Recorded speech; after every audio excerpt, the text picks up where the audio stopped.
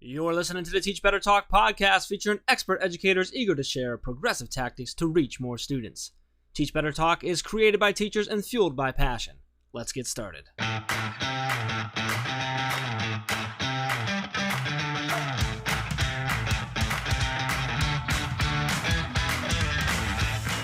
Hey everyone, welcome to episode 69 of Teach Better Talk.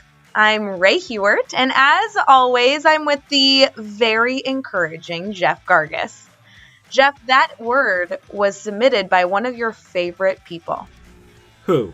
I feel like I said that Alvarez. before. Your favorite people. You kind of have a lot of favorite people. Katie Alvarez. Yeah, how did you know that? I don't know. I said it 3 times before you gave me the right answer because yesterday or the day before she tweeted to you on Twitter about it, and I saw it, and I was super happy about it. Well, usually people direct message me, but when they put it out for the world to see, I guess you're allowed to have that ego boost. And I thought to myself, I said, I wonder if Ray's going to use that tomorrow. Well, I wanted to use it because Katie is a fabulous educator, and so to be able to highlight her on the podcast, I had to jump at that opportunity. Yes, she's at Fresh from the Fourth with 4th. Right? Am I right? Did I get that right? Yes, and she's also, I have to just shout her out as a huge Teach Better family member. She just seems like she's a part of the family. Yeah, she really is. I mean, very active in the Facebook group, which, by the way, if you're not in the Facebook group, go on the Facebook, type in Teach Better Team and get in there. But also very active in Mastery Chat. She was actually just last week while we're recording right now. We did our Master Chat where we had the questions from our Master Chat community, and Katie was one of the ones whose questions we took, and then she went live with Tiffany afterwards. She was one of the ones live, her and Robert Breyer, and they did an awesome job recapping the episode. It's so cool. But yeah, Katie and I got connected more when she was considering submitting to the Teach Better conference, but was, for what I still can't figure out why, because she's awesome, but she was having some self-doubt, some not sure where she wanted to go and stuff, and I just hounded her about it. I tweeted out at her. I was hitting her on Facebook. I was publicly getting on her about getting her submission, and she finally did, and it's an awesome submission. So super excited we get to do a shout out to Katie for this. So Katie, I hope you're listening, and if you're listening, I want you to know that you're awesome, and I appreciate the kind words, and if I've ever encouraged you, that just means a lot to me, so I appreciate that. You are awesome, Katie. Totally true. And Katie is a perfect example of something that I really want to focus on to chat on really quick before we get into the episode. Is that okay, Jeff? Yeah. What's that? What do you got? I want our listeners to really remember that any opportunity is a way to make a connection with somebody. Because Katie is a perfect example of somebody that we just so happen to be building our professional learning network. She's an amazing educator, and we've just continued to get connected with her. But I think that as we talk about a professional learning network, as we talk about connections, our mind kind of goes to social media. But the reality is that any moment, whether you're standing at a grocery store, in a restaurant, at a conference, every single moment is an opportunity to meet somebody new who can challenge you in your profession. Absolutely. I love being out and connecting. I love talking to random people. It's one of my favorite things to do because you just never know where that person's going to lead in that relationship. We can't take you anywhere, Jeff. What's that? I said we can't take you anywhere. You are good at that. You could talk to a wall. I do talk to walls very often, actually. It's interesting. Our featured people that we're having on today is Bruce and Erin. And Bruce and I met in a very odd circumstance. I'm going to try and say this story without making myself sound like a goof. But I was at a conference in Rhode Island with our favorite Tiffany Ott, who is an incredible educator. If you're not connected with Tiffany Ott, go check her out on Twitter at Techie Teach Ott. But her and I were kind of goofing around Rhode Island. We had an amazing conference, but we decided to grab dinner, which, really removed us from the conference. We went and found a fun place to kind of catch up. Tiffany and I aren't together that often, so it was a good opportunity. And we really, truly just bumped into Bruce while we were standing and waiting. I don't know how to phrase this. We were waiting for a drink. We were, what we'll call soda. So as we were standing in this restaurant, we just started up a conversation. And now look at this. I guess a year and a few months later, we met him in April last year. He is now a featured person on Teach Better Talk with an incredible amount of knowledge to share in education. Go figure that he's done so much to try and shape the world of education. Yeah, he really does have a pretty impressive background. He goes into a little bit. He shares a little bit with us in the episode. But Bruce Umpstead he's so you guys met, and then you guys also presented at FETC 2019, which he was very heavily involved with. Yeah, the joke was he reached out to me after we had kind of bumped into him at dinner, and he was like, "Hey, we should present together sometime." And I'm like, "Sure, sign me up. Anytime people want me to present, sure, sign me up." Little did I know he was like in charge of the conference, FETC, at the time.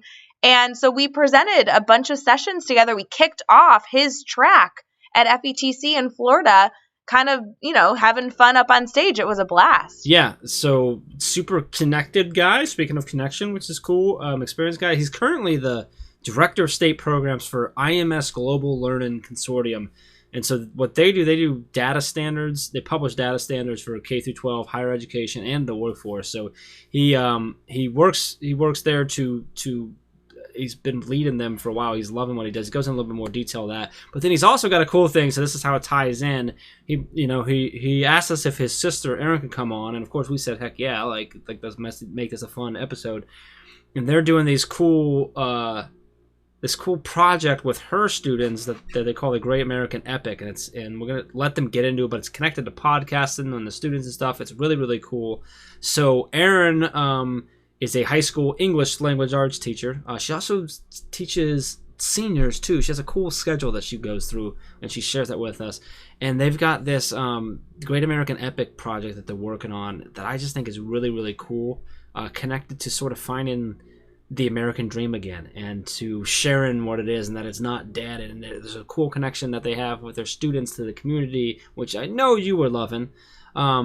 So super, really cool episode. Nice going back and forth. We had two different voices in there, which was a lot of fun. They're brother and sister, so there was a lot of joke, and we were having a good time with them the whole time. I'm super excited for everyone to hear it. Anything before we get into the episode, Ray, that stood out for you that you really want listeners to pay attention and listen for? While we had two different voices on this podcast, we also had two educators that came from completely different perspectives. So Yes. Really, as you're listening, hone in. Erin is a teacher at heart in the classroom. That's where her passion lies. Bruce is wholeheartedly a tech guru, and not just tech tools where you find a tech coach in your building, but Bruce really approaches the true integration of technology in the classrooms and how that's then built and scaled. So there's a lot of great value in here, and I just love all their stories. So this was a really fun one to record. And with that, let's get in episode number 69 with Bruce and Erin Umpstead. All right, so we are here talking. We got kind of a cool episode tonight. We've got a duo joining us, a brother-sister duo. It is brother-sister, correct? I should have asked you guys that before we started. That is the correct relation? Right. We've got Bruce and Erin Umpstead, brother and sister, both in education. This is going to be a lot of fun. Bruce, you've been connected with Ray for a while. You guys presented together at FETC. And then you asked that Erin might join us, and we said, heck yeah, that sounds like a blast. We'll do a little bit something unique, have two extra voices on here. So we're super excited to have you on. We really appreciate you taking some time out of your day to hang out with us and have some fun with us and share your knowledge and your experience. So first off, let me just ask both of you, how are you feeling tonight? Great. I'm feeling great. I was actually in Erin's class today about the project we're going to talk to you about, and it went well. It did. It's coming together. Today was a great Monday. Sometimes Mondays get a bad rap, but today, if I had to pick a perfect Monday, today would have been it. Yeah, I had a good Monday too. I love Mondays. They're like my favorite day of the week, honestly. Yeah, but you only like Mondays because that's when we record Teach Better Talk. Yeah, that's why. That's why.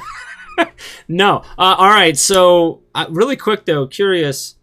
Where are you guys both at? Where are you located? So you're obviously fairly close because Bruce was in the class today, correct?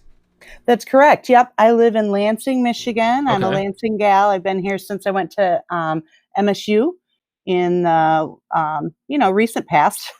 And I teach at Holt High School. So I live about 12 minutes away from where I teach. And I love my community. I love my school community. That's where I'm at. And I'm a little farther north in DeWitt, Michigan, which is on the northern end of Lansing, the capital city. And I've been here for most of my adult life, too. So you guys are just a little ways north of me. I'm in Northeast Ohio. So, and then Ray's in one of those places that have the wrong time. So Hey. Central time zone over here. Bloomington Normal. See, he knows. Yes, he does. Everyone knows. Ray, you're like a rock star. Oh, stop. I just know Bruce is in Michigan because last time I was spending a few days with Bruce in Florida, which I know we're going to get to talking to on this podcast. We're talking about the massive amount of snow that we both get. So I have vivid memories of learning all about where Bruce lives. And you left early and got stuck in the airport. I went straight Oh, to that was a nightmare. Yeah, can we note I left early to then get home later than everybody else. That's what happened. And you ended up, where did you end up going? You had to go over like Phoenix or somewhere, didn't we? Like, we've had to fly you all over the place to get you home. To Dallas. Oh, yeah. Dallas. It was beautiful. And then into Minnesota. Or Oh, it something. was all over. I don't know. Yeah. I'm just glad we got you home. She's actually still on her way home from the BTC in January. Anyway, I'm going to start off our first part of our podcast out of these shenanigans, and I want to take some time to talk about each one of you and really kind of get a full picture because I know you've done a lot in education. I want to make sure our listeners can kind of paint that picture with us. So Jeff gave you a little bit of an introduction, but Erin, we're going to start with you. I just want to know kind of how you describe all that you do for a living and, how you describe yourself. Obviously, I know you're a teacher, but kind of all those moving pieces. And then Bruce, we're excited to hear about you as well. Well, thank you. And thank you so much for having me on your show today. I'm just so very excited. Yes, I'm a teacher. I've always wanted to be a teacher. I remember as a little girl, instead of playing house or Barbies or whatever, I played school. And I was always the teacher. And so my mom was a teacher and her mom was a teacher, all three educated at Eastern Michigan University. Go Eagles. And yeah, so it's something I've always wanted to do. So when you think about a teacher's day, school starts at 7:30, but I like to get there a little bit early. And before that, I've got to get myself ready and just organized. I'm a morning person. So my morning starts about 4:00 a.m. and I do some quiet time and thinking and then get myself around, get to school. When I'm there, most of my job is content, of course, and I teach 3 different classes. I have a writing support class for freshmen, and we're really focusing on argumentative writing. And so I'm looking for things that not only are at their level and that will support them and encourage them, but also things that will be fun. So we do a lot of fun writing. Today we did a writing marathon around the school while I had them think about their future. My seniors, I transition after second hour, and I have 4th through 6th hour with seniors. And oh my gosh, it's fun to end my day with them. And I teach speech. We call it speaking and listening in English. And I'm just really getting the kids to try to come out of their comfort zone. There's specific speeches that we write, but also just some impromptu speaking and just really get them to think about not only what their message is, but how they present it. As we know, 75% of our message comes from body language. And so watch their facial cues and, their inflections. So that's lots of fun. And then the class that I'm teaching with Bruce this semester is my problem-based, project-based class. And I'm having the students think about American values and make podcasts. So we're busy making projects and they're on their last one. So we're really excited about that. All in all, I wouldn't change it for the world. And I kind of think every now and again what I'd rather do. And I think my talents and passion is uniquely suited for teaching. And I just love my seniors. Hey guys, while we take a quick break, I want to make sure that you are constantly thinking about how you are growing your network. We have a #Mastery Chat every Thursday night at 8 o'clock Eastern. It's a great way to pop on, answer a few questions, and collaborate with teachers around the world. Hope you join us next Thursday. Bruce, can you believe that you have to follow that?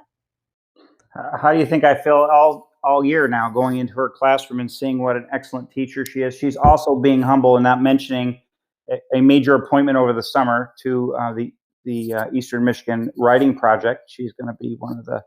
Are you the lead instructor for that this year? I am. One of my top dreams came true. I want to be a university professor when I grow up. And so this summer I get to teach my first graduate class, and it's a writing project, and I'm so excited about it. Thank you, Bruce. I forgot to say that.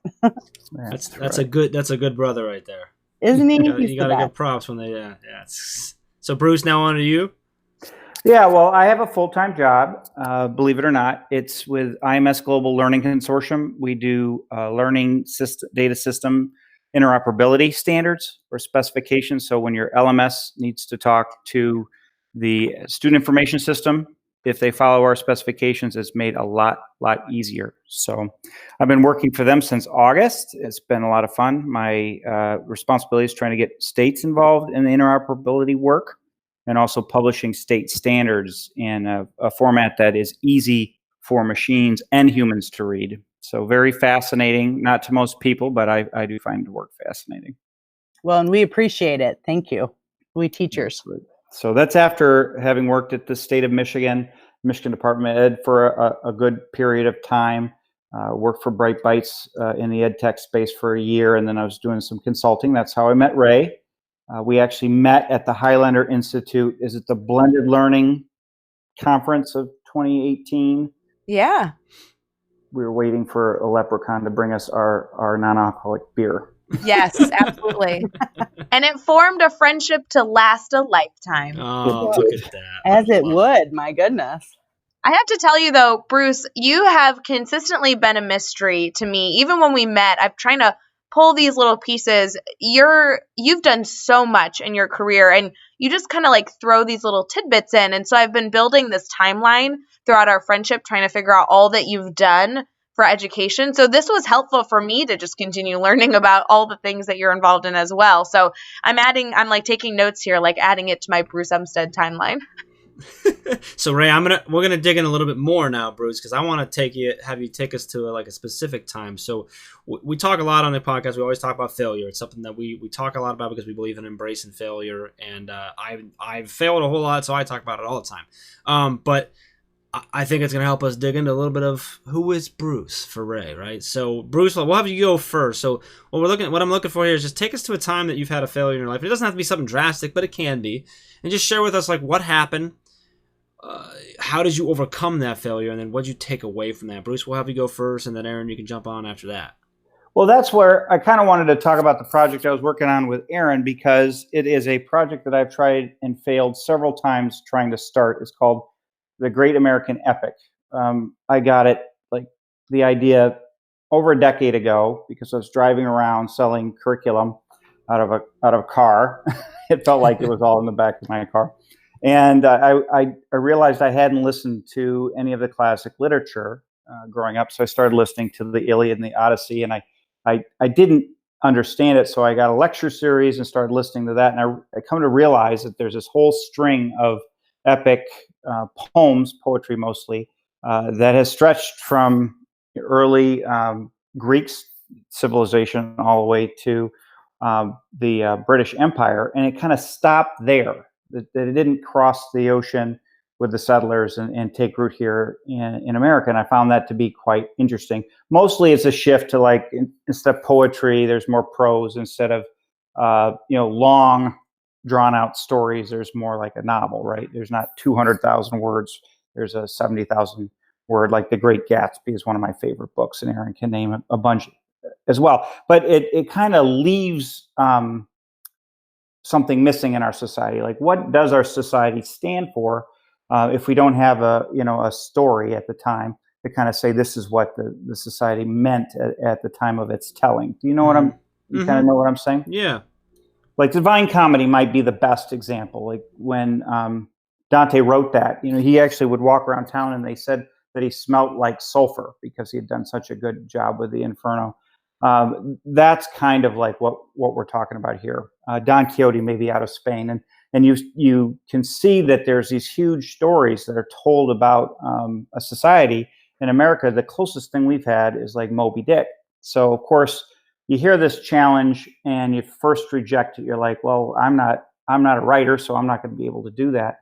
But I always found it interesting that we should be identifying the epics in our journey so that we can, kind of set a mark for the time. Like in my age, it would be Star Wars Episode 4, A New Hope. We just watched that on May 4th, kind of celebrating both our geekiness and the Star Wars genre. That might be as close for my generation as an epic, right? This generation might be Avengers, either Infinity War or Endgame. We were just talking to Erin's students in class. And so really, once you get an idea like this, it just gets bigger and bigger and bigger. And before you know it, you kind of fail to start, right? That was a movie, right? Failure to launch, or fail to launch was a movie. So that's how I felt until Erin and I decided to get together and try it as a podcasting experience in her class. And so definitely tried and failed, and several times. And it's just because the idea gets bigger and bigger and bigger, and you got to get to a point where you can get your arms around it, tackle it, get it down to a small size. And so that's where we're at right now. We're doing it as a podcasting experience in her writing class. Very cool. I love that it led the podcast, and that's great. So, Erin, same thing to you. Can you take us on in a story that you've had and what you learned from that and how you came out of it? Yeah, thank you for the question. I appreciate that, and I appreciate the focus on failure, because without it, you haven't learned anything. It's my opinion. So, if I think about a monumental failure in my life, if you were to show me my life right now at 45, when I was a senior in high school, I would have told you that was not going to be my story. I had it planned out, all this stuff on through college. I had picked somebody out I wanted to marry. And along came my junior year in high school, and turns out that person didn't want to marry me. And that didn't work out. And then on top of that, I told you I was born to be a teacher. I knew it. I knew it all the way up. I came to Michigan State, and I knew I wanted to be a teacher. And for whatever reason, there were more people that applied that year, my junior year in college, and I didn't get in. I had a solid 3.0 and I needed a 2.75. So I thought it was golden. Well, there were so many English teachers that semester that it bumped it up to a 3.2.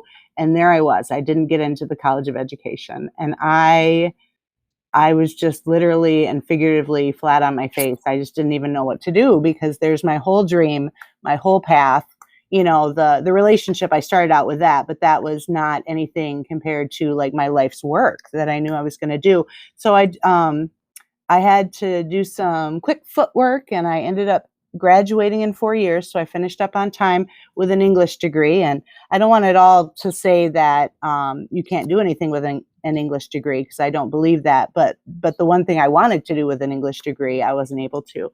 But you know what? It was, I couldn't have planned it any better, because what I did was, once I graduated and figured out, that my life plan was on hold, I looked at some of my other passions, and a huge passion I have, and to this day, is volunteering and community service. I'm a community builder. And so I applied to and was accepted to the AmeriCorps National Civilian Community Corps. I served 10 months in Denver, Colorado. I had 2 different projects that entailed me teaching students at both ends of the spectrum. I was at a really highly privileged, out of the box alternative school where there were no desks and no books and no tests. They did everything by portfolio, and it was like multi-age pods. I mean, everything you're reading about in the buzzwords still today, 2 decades later, this school is doing. So that was amazing. And then the very next project I went to, I was in Detroit, and I was teaching first graders to read. And that was very much exactly on the other side of the spectrum. And so I got the whole, and it was a younger grade level than I was interested in teaching, but it still really cemented that I was meant to be an educator. Side note, I did meet the person of my dreams and brought them home with me from Denver. So sticking my tongue out at the boy who wouldn't marry me, that's fine. But the long story is short, that through AmeriCorps, then I came home, and I dove into substitute teaching. I worked 4 different jobs, but I just really never gave up, because yes, I fell flat on my face. Yes, my dreams and hopes were dashed. No, my life wasn't going to look anything like I thought it was going to look. But it ended up that when I applied to both Michigan State and Eastern Michigan University in the year 2000, I got in, joyously. And I went to Eastern because that's where my mom went and where her mom went. And it really changed my life. And that's where I got my teaching certificate. And I've since earned my master's from there. And like Bruce said, I'm going to do that writing project this summer. And I just really could not have dreamed of the depth that my passion would be able to be realized. I thought that it was hopeless and that I wouldn't be able to do it because I got, that resounding no. But I turned that no into well, what can I do to get myself ready for when that no turns into a yes? And so that's why I'm so excited you asked me that question, because of course I have other failures as well. But I mean, just the very basic building block of who I am as an educator was denied, and I was led to question. But you turn that no into a yes by taking the next step and taking the next step and taking the next step and turning it into a yes by creating opportunities for myself. I just wouldn't give up. And then that led me to my dream job at Holt, where, I have tenure and I've been able to do a lot of really cool things for my students and my colleagues. And if I'd taken that no as a forever no, I can't even imagine where I'd be right now. Bruce and Erin, something I've really enjoyed about your failure stories was really this blending, right? You're taking the classics and you're blending it with this progressive movement to really allow your students to experience life through your reflection, through your questioning of what life can bring you. I think that that's a really important component that many teachers in this day and age continue to add value to, is how can I reflect on my experiences, reflect on my daily teaching or daily practice, but also question it to make my students' lives and experiences through their learning better, which was really interesting to hear from both of you. My question to you then next has to do with how you keep fueling your fire, right? What's keeping you excited about education and everything that you're doing? So, Bruce, I'm going to throw it to you first, but then Erin, I'd love to have you follow up if you have something similar that is really keeping you moving and grooving. We'd love to hear about that as well. Well, that's what we're sharing. We're working on this podcasting project together, and it failed again in the fall. I had taken a podcasting masterclass from Seth Godin and started podcasting myself.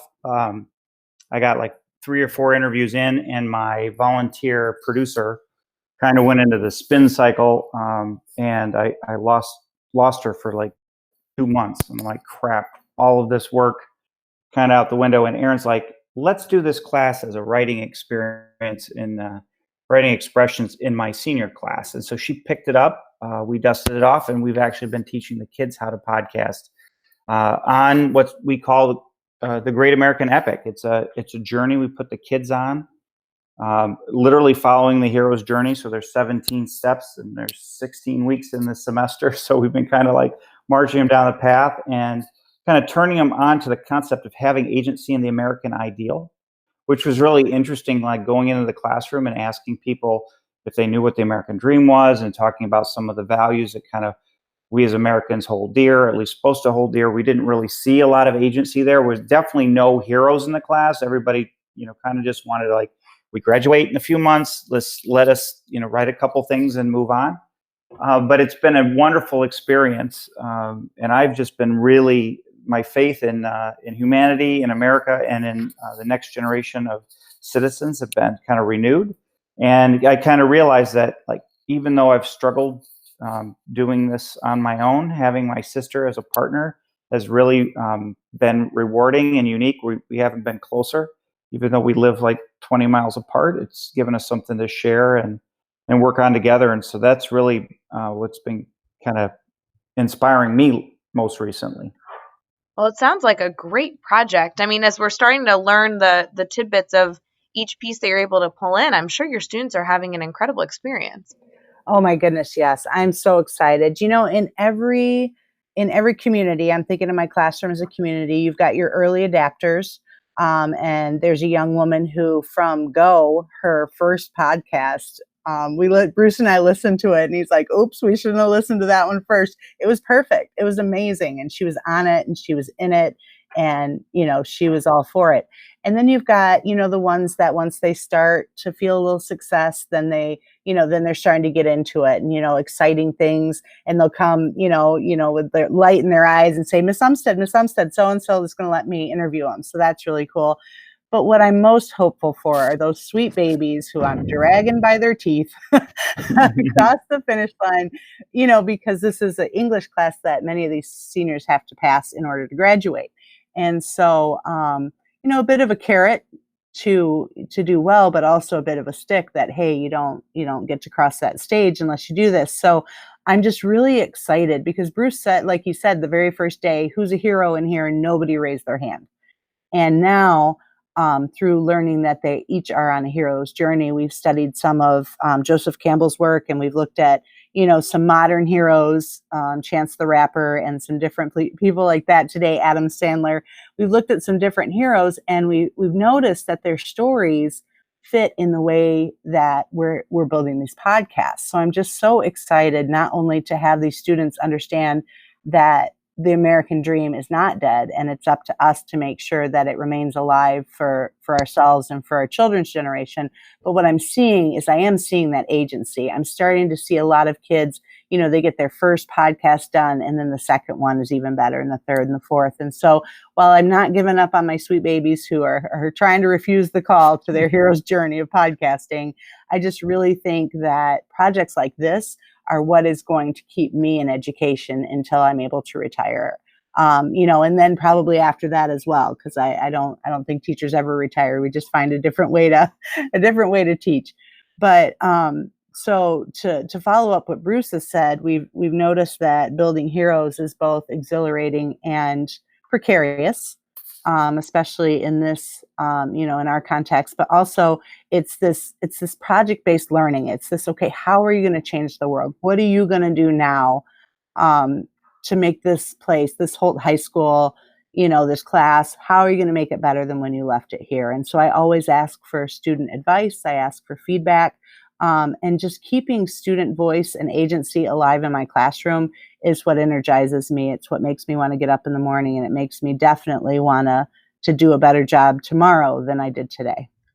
I really think that what you're doing is fantastic. And my question is, how do we scale that? How do we provide these types of opportunities for any teacher that's looking to take the plunge into giving that voice and that learning experience to their students? So would you mind sharing the type of advice, whether it be a new teacher or a veteran teacher, a type of advice that these teachers need to be taking to ensure that they're really providing progressive opportunities for their students? I love that question. Thank you so much. I'm going to jump right in. I'm sorry, Bruce. I'm so excited. Ahead. No, thank you for asking that, because that's what we want, right? We want teachers understanding that they can build student agency, that they can project student voice, and we want them in this game, in this hard game, for as long as they can keep that passion up. And so I think the way that we scale it is in a couple of Wednesdays, I'm going to have a celebration of learning where the community and other teachers and faculty, staff, and students are going to come and see, and they're going to want to hear these podcasts. It's, because podcasts are all the rage right now, and to have high schoolers making them, that's gonna spread it in my small circle of my school community. But I also think my advice to new teachers or just teachers who are looking for projects that will keep their passion going is don't be afraid. Don't be afraid to try something new. Don't be afraid to do something no one else is doing, and be ready for it to be hard, because this is one of the hardest things I've ever done. But honestly, that's how I know that it's worth doing. Yeah, and my advice is, and this is something I learned from Seth Godin, is focus on getting a minimum viable audience, right? So in the past, my ideas got bigger and bigger and bigger to the point where like no one person was going to be able to get it done. And so with this, really our audience is 29 students. I'm very excited about the public display of learning that's coming up. That's very much in line with my views on deeper learning and competency-based education, right? What does it matter outside the classroom? So we're providing students with that audience, but we're not focused on getting thousands of people to listen to our podcast, which should be the goal. Most people doing podcasts. Our goal is to get, we've decided to focus on our students and getting them to produce podcasts that they want to listen to, that their friends want to listen to, and then that's what we're going to publish. And so my advice is, whenever you start a new project, definitely have something that has value off the teacher's desk or outside the classroom, but it doesn't have to touch the whole world. It really just has to focus on minimum viable audience for impact. And honestly, when it hasn't been the easiest, like we're writing the curriculum and stuff as we go, we've decided to focus on helping every student in the class succeed. And we are getting some high flyers, some high quality work. And we're getting other people who are going to be fortunate to finish up by the time graduation rolls around. But in between, we're getting a lot of blessing, right? A lot of things to be grateful for when we get to see students actually demonstrating agency and ownership of not only their learning, but their community and their society as well. I like that, Bruce, because what I want to add to that, and excuse me, I'm sorry, Jeff, but You're good. Go. I always tell my kids to think globally, but act locally. And so if we think about that, if we think globally, yeah, we want, hundreds of thousands of people to understand that the American dream isn't dead and it's up to them to keep it going. But who better than, future teachers and future bankers and future, oh gosh, they're doing all sorts. One of them is going to be a biochemist, and another one wants to be a mortuary science person. But what if they get to talk to their families? And what if those families then branch out as life does? And what if we start a movement from these 29 kids who understand that they are heroes and that they can use their voice and that they can affect their community and make it a better place by knowing the American dream isn't dead? I like that. That to me makes me just want to stand up and dance. So exciting.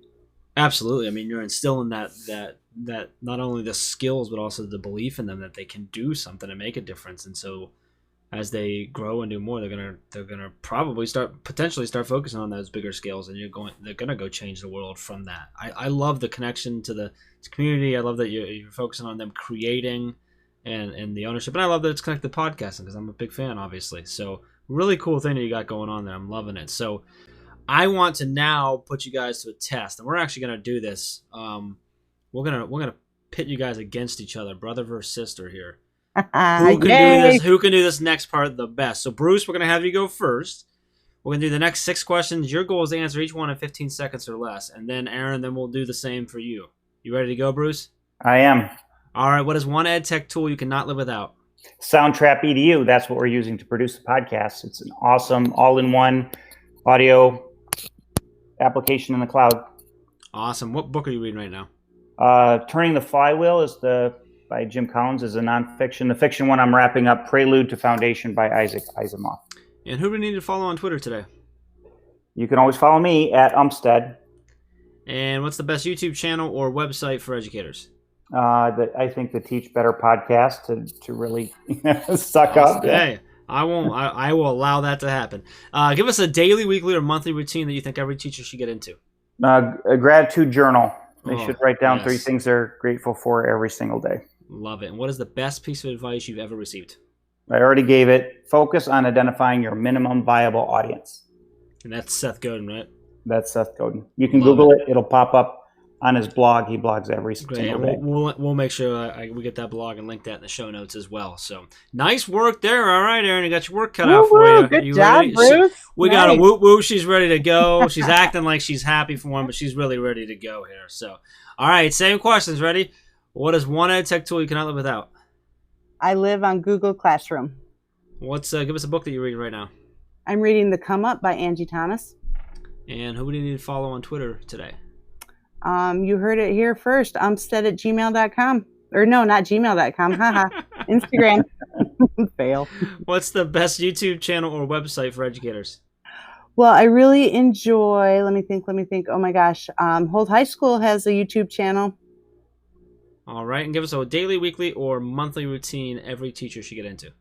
I think that teachers need to exercise daily 30 minutes. It's a stress relief, and it frees your mind to think of, it kind of like frees your mind so that you can focus on a roundabout way on the problems without trying to get them head on. Definitely agree. And what's the best piece of advice you've ever received? You are loved and appreciated. Act like it. Ooh. Well, I don't know, Ray. That was, I don't know. I think that might be too close to call. They were both, that was tough. It's only too close to call because I think Erin won, but I don't want Bruce to be mad at me, so we'll just call it the tie. I'm used to it. Well, Bruce, many times you've been right in our friendship, so I'll let you take this win, but I do want to make sure I get this final question in before we end our recording today, and that has to do with how everybody can stay connected to you two wonderful people. So if you wouldn't mind each sharing however you prefer to reach out to our amazing network, whether it be Twitter, Instagram, Facebook, or anything in between. We want to make sure our listeners start a relationship with you and don't just take this as the one opportunity to soak in all of your greatness. Well, I think my sister slipped and gave everybody my email address. I did. World Wide Web right there. So that is the easiest way to reach me. You can also follow me on LinkedIn. I tend to own the web address for Umpstead. So you can find me on Twitter and LinkedIn that way, even Facebook. Erin's had to go with E. Umpstead because I was there first. I'm a little bit older. The easiest way for me to be contacted is my eumpstead@gmail.com. But try as I like to get away from it, I can't. I am Facebook Lady Erin Umpstead on Facebook. Awesome. And you can find all the links and the resources and everything we talked about over in the show notes at teachbetter.com, as well as all the links to connect with both Erin and Bruce. So make sure you head over to teachbetter.com for all of that. Be sure to hit subscribe so you don't miss any upcoming episodes. And if you can give us a rating and review, please, we'd really, really appreciate that a whole lot. And let's take it one step further. Think of 3 colleagues that you know that need to hear these amazing stories from these amazing educators and share this podcast with them, because we love that you're listening, but we really want to spread it further. So let's get that going. Erin, Bruce, really appreciate you both coming on, giving us a cool episode with a duo, our first brother-sister duo, so that's even better. So another number 1 there. But we really appreciate you taking some time, sharing your stories and your journey and the awesome stuff you guys have going on, the projects that you're working on together. I think it's really, really cool, very important. Looking forward to watching it go. But we really appreciate your time and you guys coming on. So thank you. Yeah. Thanks for having us. The highlight of my day. And until next time, let's get out there and let's teach better.